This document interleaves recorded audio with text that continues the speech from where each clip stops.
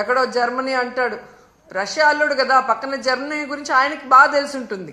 కానీ ఆంధ్రప్రదేశ్లో ఏం జరుగుతుందో ఆయనకు తెలియకపోవడం మాకు బాధాకరం. నేను హైయెస్ట్ సీట్స్ గెలుచుకున్నాను కాబట్టి అసలు ప్రతిపక్ష హోదా నాకుండాలి అన్నాడు. సంతోషం, నువ్వు ప్రతిపక్ష నాయకుడిగా ఉండి చంద్రబాబు నాయుడు చేసే తప్పుల్ని నిలదీస్తాను, ప్రజల పక్షాన ఉండి పోరాటం చేస్తాను అంటే వెంటనే మీ డిప్యూటీ సీఎం పోస్టుకి రాజీనామా చేసి ప్రతిపక్ష హోదా తీసుకొని ఎదురుగా కూర్చొని ఆయన చేసే తప్పుల్ని ఎత్తి చూపించండి. ఆ పని మీరు చేయలేరు కదా. చంద్రబాబు నాయుడికి కష్టం అంటే డైవర్షన్ పాలిటిక్స్ చేస్తారు, చంద్రబాబు నాయుడు గారికి కష్టం అంటే రోడ్డు మీద పడుకుంటారు.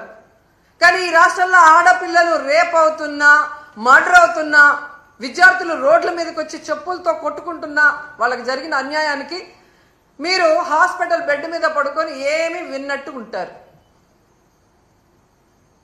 ఎన్నికల ముందు మీ స్పీచ్లో ఆవేశంగా మీరు చెప్తుంటే నిజమని నమ్మిన వాళ్ళు ఈరోజు వాళ్ళ చెప్పులతో వాళ్ళు కొట్టుకుంటుంటే అయినా మీకు అర్థమవుతుందంటే అది కూడా అర్థం కాకుండా మళ్ళీ జగనన్నను బ్లేమ్ చేస్తున్నారు.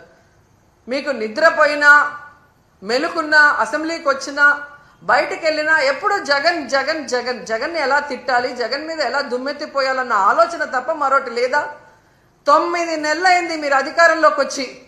మెజారిటీ సీట్లు మీకున్నాయని గొప్పగా చెప్పుకుంటున్నప్పుడు 11 సీట్లను ఎక్కిరించే మీరు 11 సీట్లున్న జగనన్నకి ప్రతిపక్ష హోదా ఇవ్వడానికి ఎందుకు భయపడుతున్నారు?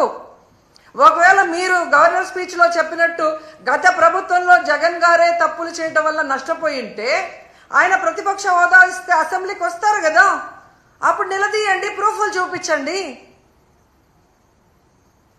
అంటే మీ పచ్చ మీడియాలో మీరు మాట్లాడే మాటలంతా కూడా అబద్ధాలు, కేవలం జగన్ని బ్యాడ్గా చూపించడానికి మీరు ప్రయత్నం చేశారు. అదే అసెంబ్లీలో అయితే ప్రూఫ్లతో కూడా చూపించాలి, అక్కడ జగన్ ఎంత మంచివాడు, ఈ రాష్ట్రాన్ని ఎంత అభివృద్ధి చేశాడు, ఈ రాష్ట్ర ప్రజలకు ఎంత వెల్ఫేర్ చేశాడు, ఎంత డెవలప్మెంట్ చేశాడో చెప్పాల్సి వస్తుంది. కాబట్టే ఈరోజు మీరు ఆయనకి ప్రతిపక్ష హోదా ఇవ్వటానికి నిరాకరిస్తూ మేకపోతు గాంభీర్యాన్ని ప్రదర్శిస్తున్నారు అనటంలో ఎటువంటి సందేహం లేదని కూడా ఈ సందర్భంగా తెలియజేసుకుంటున్నా.